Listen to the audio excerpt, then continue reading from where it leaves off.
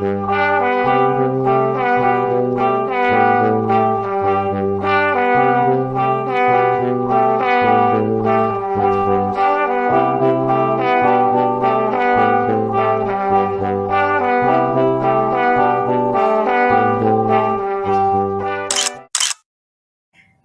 querida, alegria do encontro, sou Nina Veiga e estou aqui no canal Paz e Bem, a produzir conhecimento a partir da antroposofia da imanência, num ativismo delicado por uma estética da vida viva. E hoje estamos no terceiro episódio da 13ª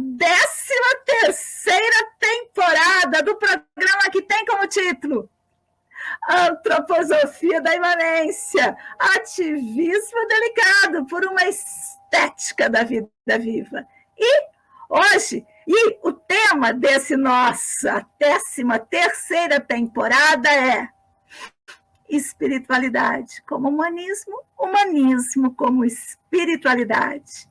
Nós estamos no episódio 3, antroposofia como praxis. E temos o historiador, sociólogo e pedagogo, mestre e doutor em ciências sociais, especialista em pedagogia Waldorf, professor de classe na escola Waldorf, João Guimarães Rosa, e o doutor Yuri Rodrigues da Cunha, que está conosco aqui nessa temporada. E eu fiz um recorte da ementa que o professor doutor nos mandou. E nesse recortezinho eu fiz assim: os conceitos de espiritualidade e humanismo a partir do pensamento de Steiner, fundamenta a lógica do pensar a relação do ser humano com o mundo. E o episódio de hoje ele vai trazer a espiritualidade em Steiner, antroposofia como praxis. Então vamos chamando logo. Opa, cadê ele? Vamos chamando logo o Yuri, por quê? Porque ele está cheio de criança na casa hoje. Olha o barulhinho, gente, eu até vou ficar quieta para vocês escutarem, que delícia. Olha só, fica igual... Seja bem-vindo, Yuri! Muito obrigado, Nina. Hoje vai ser igual quando a gente liga para professor, que ele está na escola, aquele barulho de escola no fundo. Hoje vai ser assim. Que uma delícia! Essa estética da Viva Vida, né? Isso mesmo. Olha só, não quero te tomar, porque você está na função de pai, babá, o que é importante para a gente. Essas ações do cuidado com a vida, e a vida é cheia de crianças, cheia de confusão, a vida não tem hora marcada. Muito bem, olha lá, vamos então passar a palavra para você e seja bem-vindo mais uma vez aqui no canal Paz e Bem. Muito obrigado, Nina. É sempre um prazer estar aqui com você e poder dialogar e poder trocar um pouquinho, aprender, né? E o que para nós, né, o que para mim é bastante importante, né, nessa condição de pai, nessa condição de professor, as trocas e os encontros são sempre fundamentais. Bom, então, para a gente seguir aqui o nosso caminhar, não é, que tem aí com esta temática da espiritualidade como humanismo e humanismo como espiritualidade. Já tivemos 2 outros encontros que vocês podem acompanhar aí nos vídeos anteriores. E, de alguma maneira, o que viemos refletindo até aqui, até esse momento, antes de entrar nessa dimensão da espiritualidade no Steiner e essa antroposofia como praxis? No primeiro momento, apresentamos e refletimos e discutimos sobre essa espiritualidade como humanismo, esse humanismo como espiritualidade, pensando esses 2 conceitos, espiritualidade e humanismo, a partir de uma perspectiva de uma transvaloração, quer dizer, como que, de alguma maneira, tanto esse conceito que é muito caro à filosofia ou ao pensamento ocidental do humanismo, que é um humanismo que, de certa forma, valeu-se apenas para aqueles sujeitos europeus de um dado tempo, de um dado espaço, e nós então refletimos e dizemos, olha, é fundamental que a gente reconheça, entenda este conceito e o amplie de modo que outras cosmovisões e outras perspectivas de espiritualidade possam estar presentes nele, né, nessa dimensão dessa relação, dessa transvaloração. Elas estão aqui, ó. Estão aqui. E aí, nesse sentido, este primeiro encontro, refletimos sobre isso. O nosso segundo encontro, então, refletimos sobre essa perspectiva de como que no pensamento do Steiner é possível a gente identificar nuances, não é? Tanto dessa relação de espiritualidade quanto dessa dimensão de humanismo, localizando ali, sobretudo, nas primeiras obras do Steiner, até onde ele vai discutir ali com Nietzsche, depois volta com Goethe, nesses primeiros dias. E agora, neste nosso próximo, ou essa nossa próxima temática, espiritualidade, Steiner e antroposofia como praxis, eu mais uma vez retomo um pouco esse jovem Steiner, né, esse Steiner desses primeiros GAs, para mostrar os elementos disso que eu estou compreendendo de antroposofia como praxis, em diálogo, claro, com esse Steiner mais maduro, esse último, né, esse Steiner que já vai propor, por exemplo, uma pedagogia, que vai propor coisas de uma forma mais objetiva, não é? Então, o argumento aqui a ideia é a gente pensar essa relação dessa espiritualidade como uma dimensão dessa praxis, quer dizer, como que... Só para eu te colocar aqui, o que a gente já avançou aqui no canal. Eu sou da turma que divide o Steiner em 3 pedacinhos. No primeiro pedaço é o jovem Steiner, o Steiner da ciência, da filosofia. No segundo é o Steiner da paixão, o Steiner que se mete com a teosofia, que se dá muito mal nesse lugar, que é mais místico e que, por incrível que pareça, é o Steiner mais usado. E o terceiro Steiner, que é o Steiner que você vai conversar hoje com a gente, que é o Steiner da praxis. O último Steiner é o Steiner do querer, o Steiner do fazer, o Steiner da concretude. Não é isso, não? Exatamente, não é? Eu também divido esse Steiner em 3 fases. Né? Você também divide? Eu também divido. Eu chamo esse primeiro Steiner de um jovem Steiner, que é de uma fase antroposófica goetheanística, chamo essa segunda fase de uma fase teosófica blavatskiana, e depois eu chamo essa terceira fase de uma fase antroposófica steineriana. Né? Ah, legal, ficou bom também. Eu gosto também um pouco disso, que de certa maneira nós estamos tentando entender e localizar. Eu trimembro com pensar, sentir e querer. Por quê?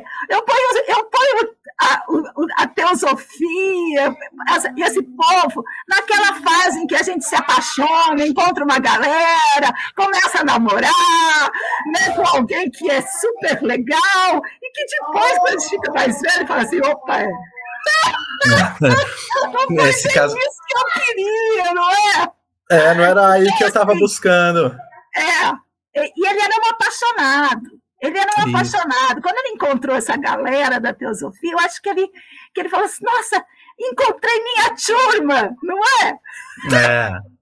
É assim mesmo, funciona desse jeito para todos nós. Pois é, e esse encontrar a turma vinha de inquietações que ele tinha que ele não se encontrava, não é? Quando a gente pensa esse jovem Steiner do pensar, da academia, esse Steiner que está dialogando sobre filosofia, que se encontra com Nietzsche, que se encontra com Goethe. E que pelejou demais, foi muito criticado, foi muito repudiado, não é?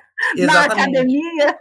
E não só, né? Se a gente for pensar, por exemplo, quando ele foi ser professor de história lá no Instituto da Rosa Luxemburgo, com Leibniz, lá do pessoal do socialismo alemão e tal. Então, ele, de certa forma, ele estava buscando esse lugar, não é, onde ele pudesse, de alguma forma, falar dessa relação, e aí a gente já começa a entrar um pouco no nosso tema, né, de falar, de certa forma, dessa relação, desse saber, eu vou chamar aqui, eu vou usar um termo do Foucault, mas sem esse compromisso com o conceito Foucaultiano, mas esse saber de espiritualidade, e que, de alguma forma, ele já estava preocupado com as questões objetivas do seu tempo, com as questões sociais, por isso que ele vai, né, para uma escola do Partido Socialista Alemão, e, ao mesmo tempo, ele também estava preocupado com essa dimensão humana dessa relação de espiritualidade, de não ser apenas um ser humano, como esse ser humano, eu vou usar aqui o Kant, né,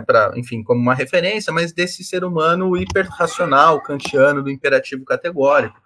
Ou seja, então, ele, de certa forma, ele já estava buscando isso. E essa fase teosófica, dessa paixão, desse sentir, gostei dessa relação de desmembração, que penso que é bem por aí mesmo, não é? Esse Steiner que encontra uma reverberação e encontra respostas àquilo que, na primeira fase, ele só tinha tateado, que é quando ele, então, tem esse mergulho enfim, produz textos e livros e palestras e conferências e discute até, enfim, né, a missão de Marte, a missão do Buda em Marte, coisas que não conta!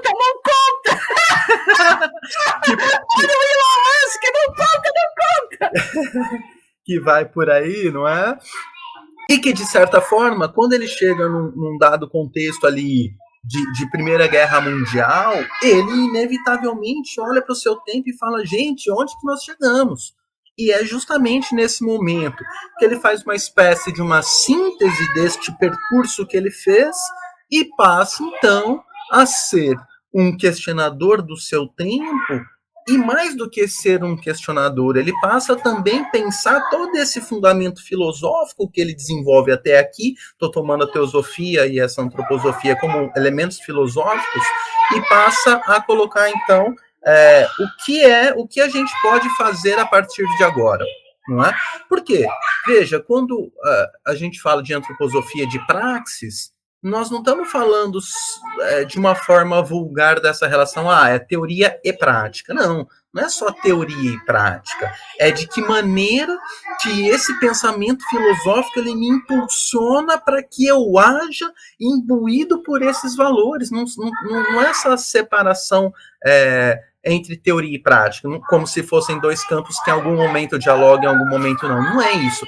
É esse sujeito imbuído dessa força, e essa força nos faz agir coerente com ela. E claro que, então, nessa perspectiva, essa dimensão antroposófica, ela é essencialmente praxis. Por quê? Porque ela se imbui de todas essas perspectivas, esses valores antroposóficos, goetheanísticos e blavatskiano e teosófico, e agora, né, final de Primeira Guerra Mundial, o Steiner fala, o que a gente pode fazer?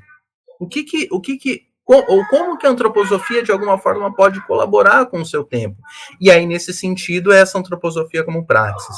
E veja que as respostas que ele vai tentar oferecer, ou os caminhos que ele aponta para onde a gente pode oferecer respostas, ele se fundamenta nessa dimensão dessa espiritualidade, que é um percurso que ele vem construindo e consolidando ao longo de sua vida.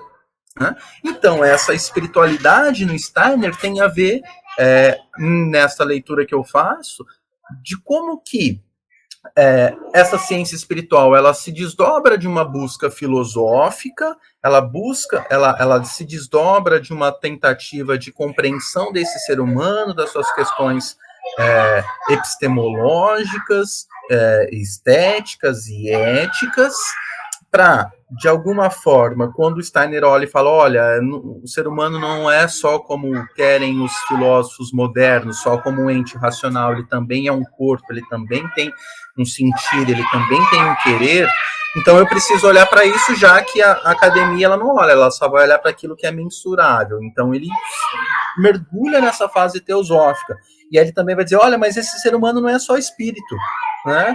Como querem os teósofos, ele também tem também tem mais elementos, né? Não dá para a gente achar que esse ser humano é só esse ser humano ascético que por si só vai ascender não, ele vai dizer, não é isso. Então, e aí ele vai, então, a partir daí, desenvolver isso, ou pelo menos a interpretação que eu faço do Steiner, né, de como que essa espiritualidade ela está nessa dimensão dessa praxis. Ou seja, não basta com que eu individualmente, dentro da minha espiritualidade, vou colocar aqui carregada de aspas, dentro dessa minha espiritualidade possa ascender individualmente sem levar em consideração outros sujeitos espirituais que estão em relação comigo.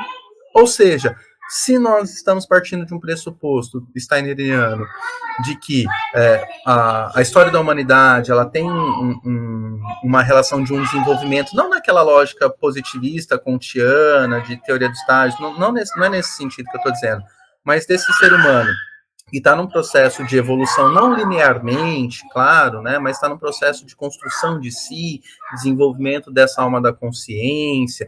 A gente pode até, enfim, né, pensar isso e entender e pensar criticamente alguns dos elementos que o Steiner tem, mas se a gente olhar isso de uma perspectiva mais ampla, nós estamos falando desse processo de desenvolvimento da humanidade e de desenvolvimento desse ser humano na sua individualidade. E é justamente levando em consideração essa relação de espiritualidade onde eu não posso me desenvolver sem ou estando apartado das relações sociais de onde eu estou.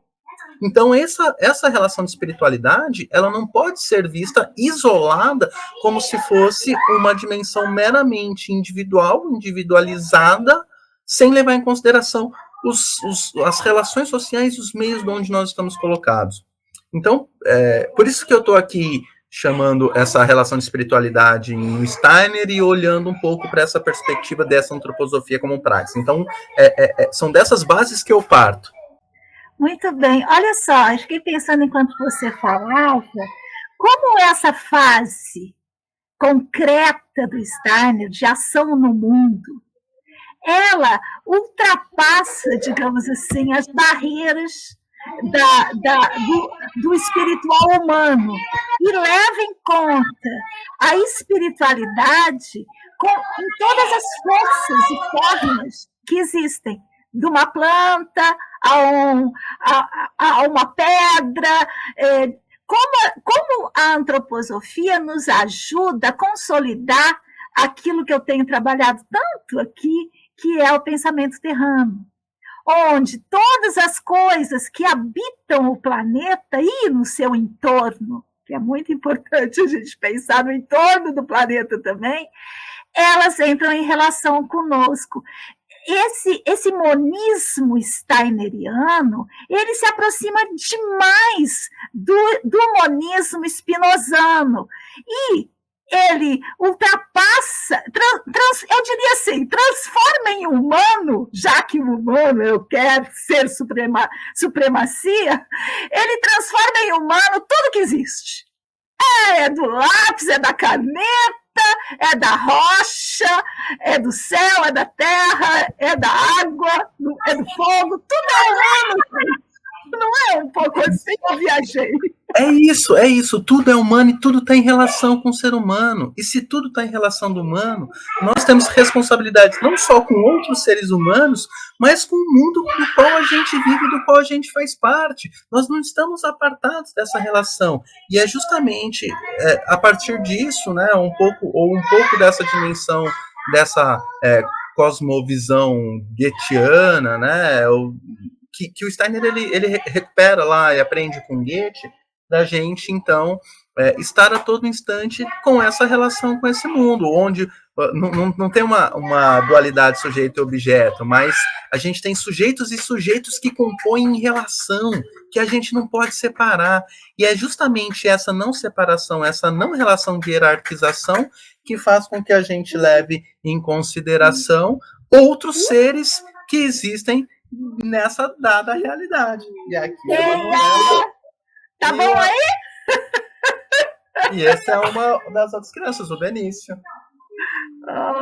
Então, É justamente esse aspecto, não é? Nós não podemos apartar. E essa relação desse monismo spinoziano e o monismo steineriano, ele é, a meu ver, uma afinidade eletiva, para usar um termo do Goethe, né? São duas coisas aparentemente distintas, mas que se vinculam de uma tal forma. Usou o título de um livro de Goethe, por quê? Porque a mediação entre Spinoza e Rudolf Steiner ela é feita através de Goethe, que é um pensador spinozano num certo sentido, num sentido pouco valorizado, né? Num sentido muito pouco valorizado, mas que produz muito.